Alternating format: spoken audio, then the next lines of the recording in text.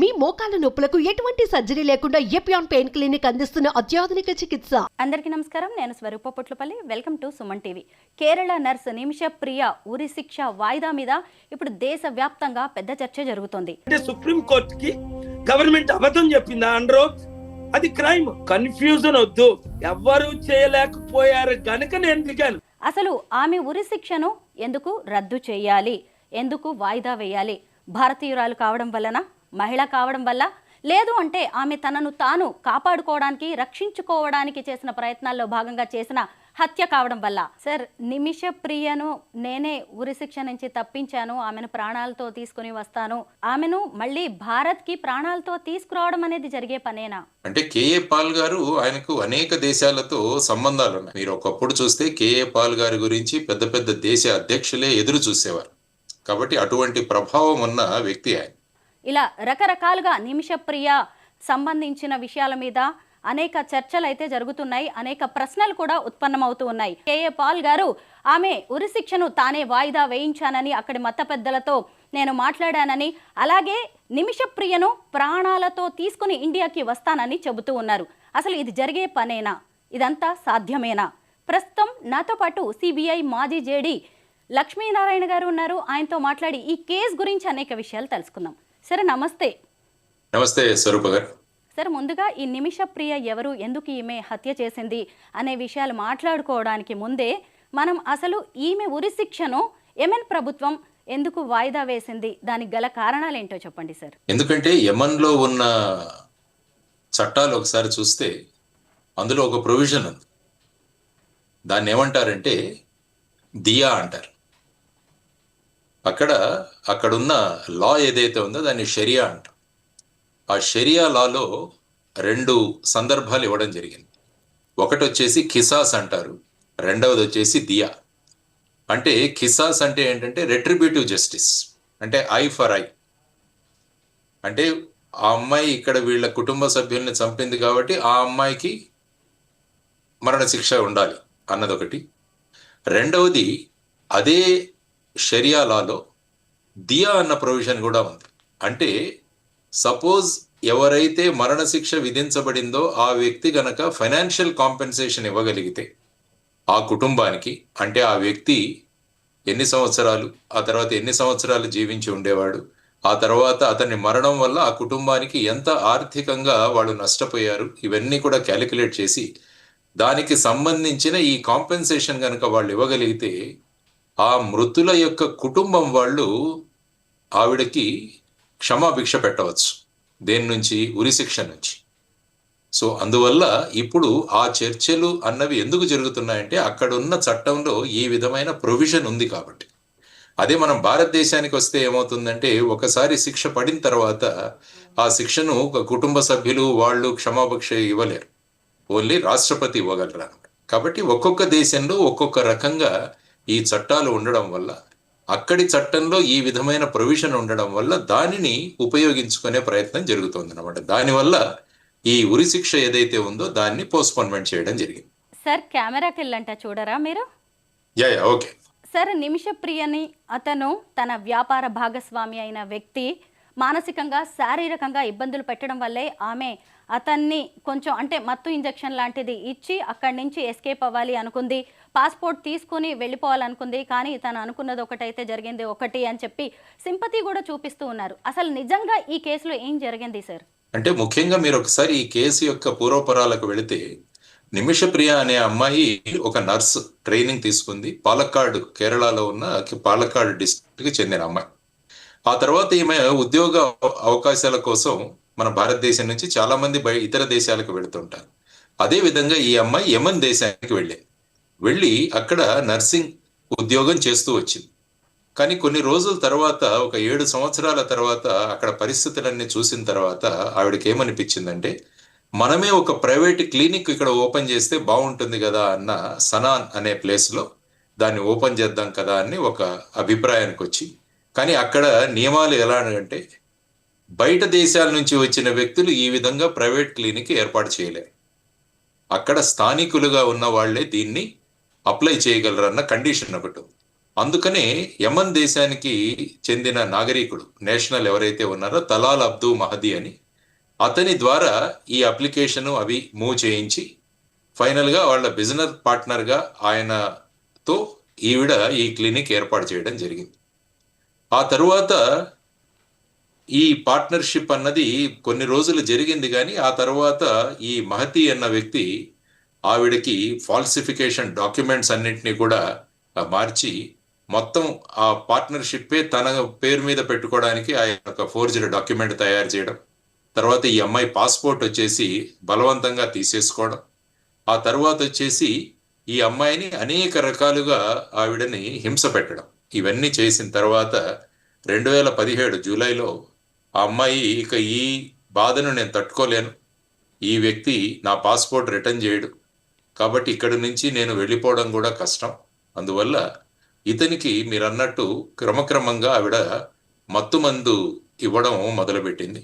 తర్వాత ఒకసారి over dose అవడం వల్ల ఆ వ్యక్తి చనిపోయడం జరిగింది. ఆ తర్వాత ఆ వ్యక్తి యొక్క శరీర భాగాలు ఏవైతే ఉన్నాయో వాటన్నింటినీ కూడా చిన్న చిన్న ముక్కలుగా చేసి ఒక వాటర్ ట్యాంక్లో వాటిని డంప్ చేయడం జరిగింది. సో ఆ తర్వాత ఈ వ్యక్తి అక్కడ మరణించడం, ఆ వ్యక్తి అదృశ్యం అవడం, అక్కడ పోలీసులు ఇన్వెస్టిగేట్ చేయడం, చేసిన తర్వాత ఆవిడ మీద కేసు బుక్ చేసి అక్కడ కోర్టులలో దీనికి సంబంధించిన ట్రయల్ జరిగి ఆవిడకి మరణశిక్ష విధించడం జరిగింది. అక్కడ ఎలా ఉంటుందంటే ప్రతి కౌంట్కి ఒక శిక్ష విధిస్తారు, అంటే చేసిన ప్రతి నేరానికి ఒక శిక్ష. ఆవిడ చేసిన 3 నేరాలకి సంబంధించి ఆవిడకి 3 సార్లు మరణశిక్ష విధించడం జరిగింది.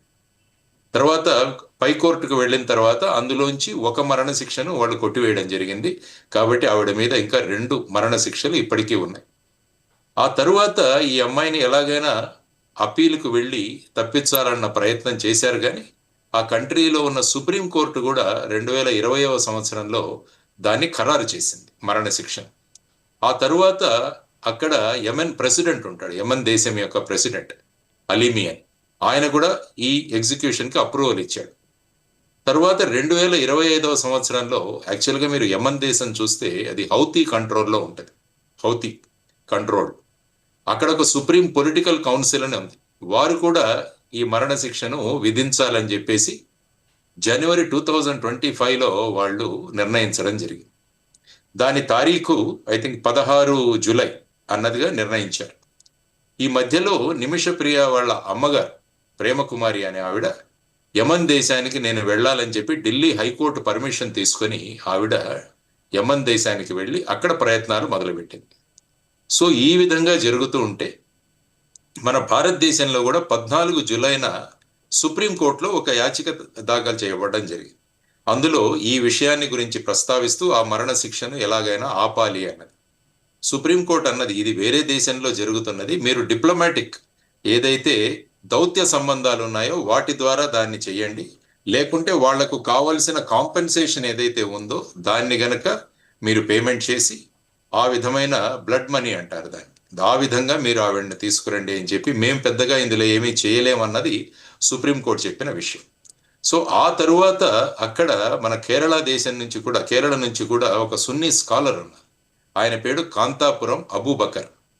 ఆయన కూడా ముందుకు వచ్చి అక్కడ యమన్ దేశంలో ఉన్న మత పెద్దలతో మాట్లాడి ఈ ఎగ్జిక్యూషన్ ఏదైతే ఉందో దాన్ని ఆపి ఈ బ్లడ్ మనీ ఏదైతే ఉందో అంటే ఖిస్సా దియా ఏదైతే ఉందో దాని ద్వారా ఈ మరణ శిక్షను ఆపించే ఒక ప్రస్తావన తీసుకొచ్చి అప్పుడు ఆ 16 జూలైన జరగాల్సిన ఈ మరణ శిక్ష విధింపు అన్నది నెక్స్ట్ డేట్కి పోస్ట్పోన్ చేశామన్నారు. అది ఎప్పుడో అన్నది వెల్లడించలేదు, కానీ నెక్స్ట్ డేట్కి పోస్ట్పోన్ చేశామని వారు చెప్పడం జరిగింది.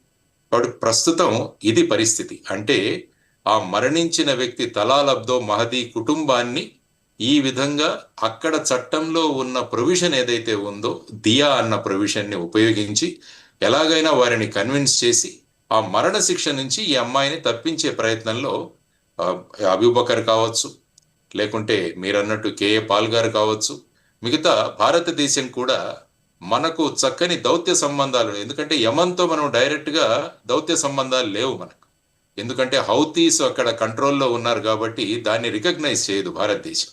అందువల్ల డైరెక్ట్గా భారతదేశం యమన్ దేశంతో దౌత్యపరంగా చర్చలు జరపడానికి కుదరదు.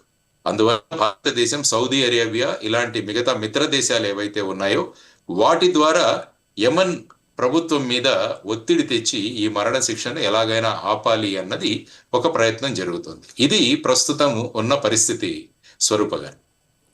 సార్, తాత్కాలికంగా మాత్రమే యెమెన్ ప్రభుత్వం నిమిషప్రియ మరణ శిక్షను నిలుపుదల చేసింది. అయితే తర్వాత ఏం జరిగే అవకాశం ఉంది సార్? ఒకవేళ మరణ శిక్ష వద్దు అనుకుంటే గనక ఆమెకు ఎలాంటి శిక్ష పడే అవకాశం ఉంది? ఇప్పుడు ఫర్ ఎగ్జాంపుల్ వాళ్ళ కుటుంబ సభ్యులు వారు కనుక ఈ బ్లడ్ మనీ అన్నదానికి, దియా అన్నదానికి ఒప్పుకొని ఆ ఆవిడకి మరణశిక్ష మాకు వద్దు అని చెప్పినప్పుడు మళ్ళా ఈ మ్యాటర్ కోర్టుకు వెళ్తుంది. కోర్టుకు వెళ్ళిన తర్వాత ఈ దియా ప్రొవిజన్ ని ఉపయోగించుకున్నారు కాబట్టి మరణశిక్ష కాకుండా ఆవిడకు ఏ శిక్ష విధించవచ్చు అన్నది అక్కడి కోర్టులు నిర్ణయిస్తాయి. యాక్చువల్గా మీరు ఇంతకు ముందు చూసుకుంటే, ఇంతకు ముందు కూడా అబ్దుల్ రహీం అన్న ఒక వ్యక్తి సౌదీ అరేబియాలో ఇలాంటిదే జరిగింది. అతన్ని కూడా మరణశిక్ష విధించారు. ఆ తర్వాత అతను ఈ బ్లడ్ మనీ ఇచ్చి మరణశిక్ష నుంచి బయటపడి అతను 20 సంవత్సరాల శిక్ష ఆయనకు విధించడం జరిగింది. అందువల్ల ఒకవేళ ఈ కుటుంబం ఒప్పుకొని మరణశిక్ష వద్దు అని చెబితే అప్పుడు అక్కడున్న స్థానిక కోర్టులు నిర్ణయిస్తాయి ఆవిడ చేసిన చర్యలకు ఎంత శిక్ష విధించాలి అన్నది వారు నిర్ణయిస్తారు. సార్, అసలు నిమిషప్రియ మొదట్లో హత్య చేయాలి అనుకోకపోవచ్చు. తర్వాత జరిగిన పరిణామాలతో ఆమె దాని నుంచి బయటపడడానికి ఏకంగా డెడ్ బాడీని ముక్కలుగా చేసింది. అంటే నేరాన్ని కప్పిపుచ్చే ప్రయత్నం, సాక్ష్యాలను కూడా లేకుండా చేసే ప్రయత్నం జరిగింది. అంటే అక్కడ మొత్తం ఆమె చేసిన నేరం అంతా కనిపిస్తూనే ఉంది. అలాంటప్పుడు మనం ఏ కోణంలో ఆమెను రక్షించడానికి ప్రయత్నిస్తున్నాము? అంటే ఒక నేరం ఏ పరిస్థితులలో చేయాల్సి వచ్చిందన్నది కూడా ఒక ఫ్యాక్టర్. మీరు యాక్చువల్గా భారతదేశ చట్టం చూసుకుంటే, ఇంతకుముందు ఇండియన్ పీనల్ కోడ్, ఇప్పుడు బిఎన్ఎస్ భారతీయ న్యాయ సంహితలో కొన్ని నేరాలు ఎలా ఉంటాయంటే ఆ నేరాలు చేసినవి కనిపిస్తాయి. ఒక వ్యక్తి మరణం సంభవిస్తుంది కానీ అది నేరం కాదు అన్న కొన్ని విశేషమైన పరిస్థితులు ఉన్నాయి.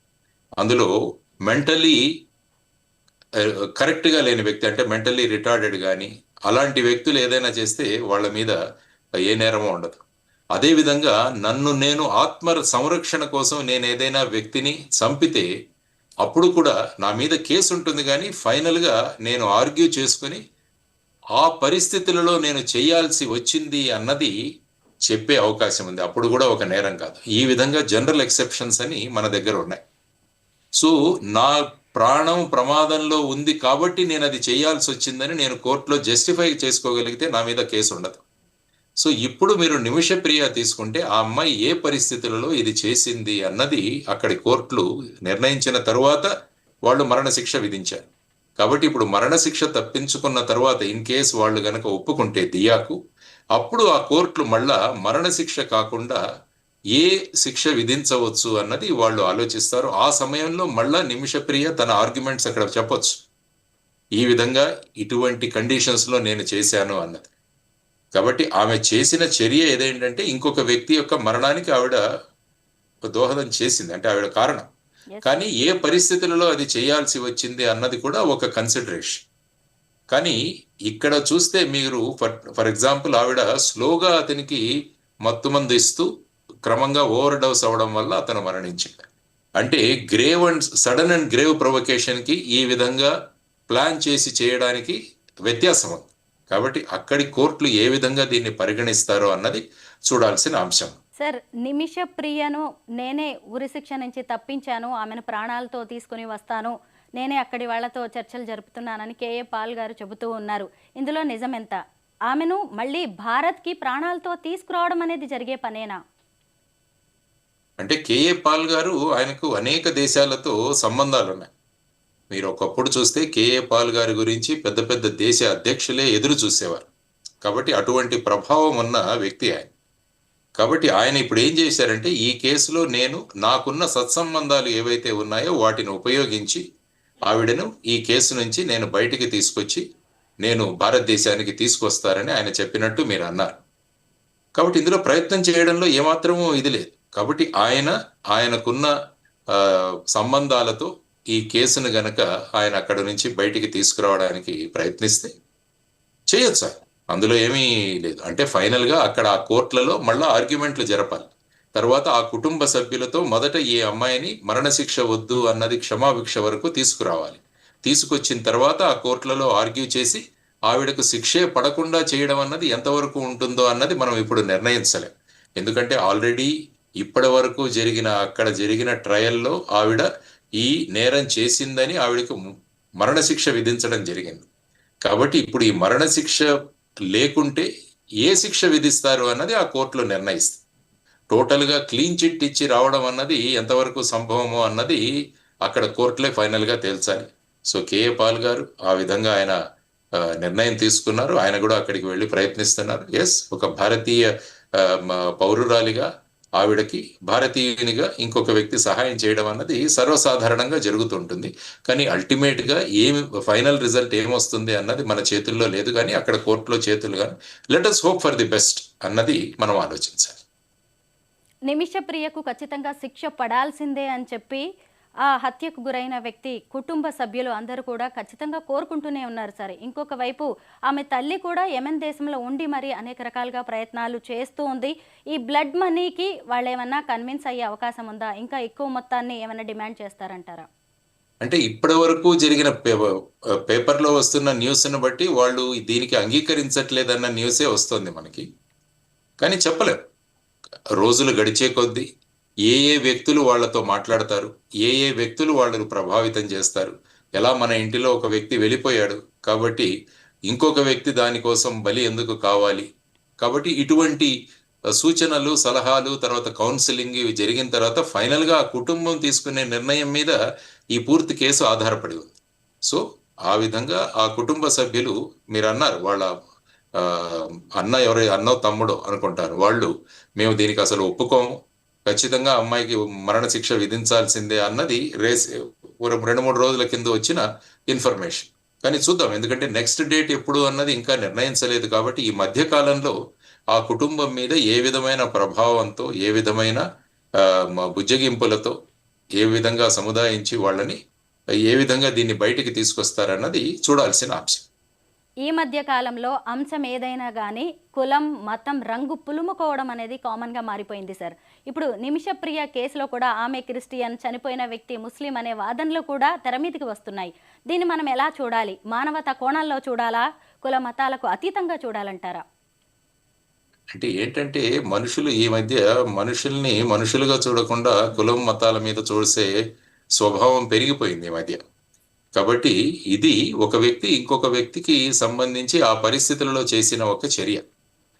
కాబట్టి అక్కడ చట్టాలలో ఈ విధమైన ప్రొవిజన్ ఉంది కాబట్టి ఆ ప్రొవిజన్ ఏదైతే ఉందో ఈ విధమైన వెసులుబాటు ఉంది కాబట్టి దాన్ని ఉపయోగిస్తున్నారు అంతే. అందులో ఇది చట్టానికి వ్యతిరేకంగా ఏమీ కాదు. ఇప్పుడు చేస్తున్న బ్లడ్ మనీ డిస్కషన్స్ కూడా అవేమి చట్టానికి వ్యతిరేకంగా కాదు, చట్టానికి లోబడే ఇవన్నీ కూడా చేయడం జరుగుతుంది. కాబట్టి ఇందులో కులమతాలు లేవు. ఎందుకంటే భారతదేశం ఎప్పుడూ కూడా అందరినీ ఒక కుటుంబంగా చూస్తుంది. వసుదైక కుటుంబం అన్నది భారతదేశం యొక్క నానుడి. అందుకనే వివేకానందుల వారు కూడా అన్నారు, భారతదేశం యొక్క గొప్పతనం ఏంటంటే అందరినీ మనలో కలుపుకునేది భారతీయ తత్వం అని ఆయన మాట్లాడారు. కాబట్టి ఆవిడ క్రిస్టియన్ కుటుంబంలో పుట్టింది కాబట్టి క్రిస్టియన్ అయింది, అతను ముస్లిం కుటుంబంలో పుట్టాడు కాబట్టి ముస్లిం అయ్యాడు. మనం ఎక్కడ పుడుతున్నాం అన్న దాని మీద ఈ మతాలు, కులాలు నిర్ణయించబడుతున్నాయి. కానీ మానవత్వం అన్నది ఫైనల్ గా జయించాలన్నది మనం అనుకోవాలి.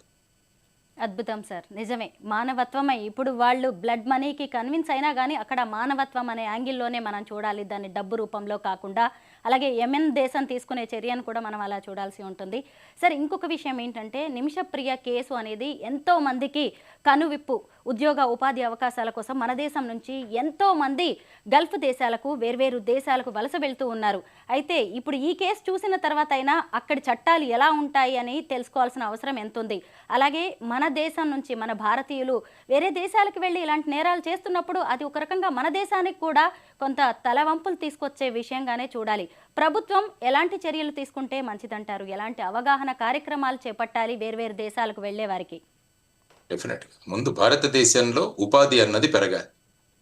వీరందరూ ఇన్ని లక్షల సంఖ్యలో భారతదేశాన్ని వదిలి ఇతర దేశాలకు వెళుతున్నారు అంటే మన దేశంలో ఉన్న ప్రభుత్వాలు, రాష్ట్రాల్లో ఉన్న ప్రభుత్వాలు ఆలోచించాల్సింది మనం ఇక్కడ ఎందుకు ఉపాధి కల్పించలేకపోతున్నాం అన్నది వాళ్ళు ఒకటి తీసుకోవాల్సిన ఒక విషయం. రెండవ విషయం, అనేక దేశాలలో ఉన్న ఆపర్చునిటీస్ ఏవైతే ఉన్నాయో వాటి కోసం బయటికి వెళుతున్నారు. సాధారణంగా వీళ్ళు ఈ ఏజెంట్స్ ద్వారా వెళుతుంటారు. ఏజెంట్స్ ద్వారా వెళ్ళినప్పుడు వారికి అక్కడ ఉన్న చట్టాల పట్ల అవగాహన కల్పించడం కూడా వాళ్ళ బాధ్యత. తరువాత ఆ దేశాలలో ఉన్న మన కౌన్సిలేట్స్ ఏవైతే ఉన్నాయో, మన ఎంబసీస్ ఏవైతే ఉన్నాయో, వీరు చేరగానే అక్కడ వీరందరికీ కూడా అక్కడి దేశం యొక్క పరిస్థితులు, ఆ దేశంలో ఉన్న చట్టాలు, అక్కడ మనం ఏ విధంగా నడుచుకోవాలి, మీరు భారతదేశాన్ని వదిలేసి ఇక్కడికి వచ్చినందువల్ల మీరు ఇక్కడ మీ వైయక్తిక ఐడెంటిటీ ఏదైతే ఉంటుందో, గుర్తింపు ఏదైతే అది పోతుంది. మీరందరూ కూడా భారతీయులుగా గుర్తించబడతారు. మీలో ఎవరైనా కూడా తప్పు చేసినా అది మొత్తం భారతదేశానికి, భారతీయతకు అది ఒక తలవంపులు తెస్తుంది అన్నది వాళ్ళందరికీ చెప్పాల్సిన బాధ్యత అక్కడున్న ఎంబసీలో ఉన్న అఫీషియల్స్ కానీ, కౌన్సిలేట్లో ఉన్న వారికి కానీ తరచూ ఇటువంటి ట్రైనింగ్ క్లాసెస్ కూడా తీసుకుంటుండాలి. తరువాత అక్కడ ఉన్న వారికి ఇటువంటి కష్టాలు ఎప్పుడైతే రావడం మొదలు పెట్టాయో వెంటనే అక్కడున్న ఎంబసీ కానీ, కౌన్సిల్ కానీ వీళ్లకు అందుబాటులో రావాలి. ఫర్ ఎగ్జాంపుల్, నిమిషప్రియ అతను పాస్పోర్ట్ తీసేసుకున్నాడు, ఆ తర్వాత ఈ విధంగా అబ్యూస్ చేస్తున్నాడు అని ఆవిడ ఇమీడియట్ గా అక్కడున్న కౌన్సిల్ కానీ, ఆర్ దగ్గరున్న వారికి కానీ, ఆ ఏజెంట్స్ కానీ తెలియజేస్తే వెంటనే అక్కడ ఉన్న అధికారులు వీటిలో గనక చర్యలకు దిగి ఉంటే ఇటువంటి అనర్థాలు జరగవు. కాబట్టి అవైలబిలిటీ ఆఫ్ అవర్ స్టాఫ్, అక్కడ ఉన్న మన ఎంబసీల్లో ఉన్న స్టాఫ్ అవైలబిలిటీ, వాళ్ళ ఇమీడియట్ యాక్షన్ కూడా చాలా ఇంపార్టెంట్.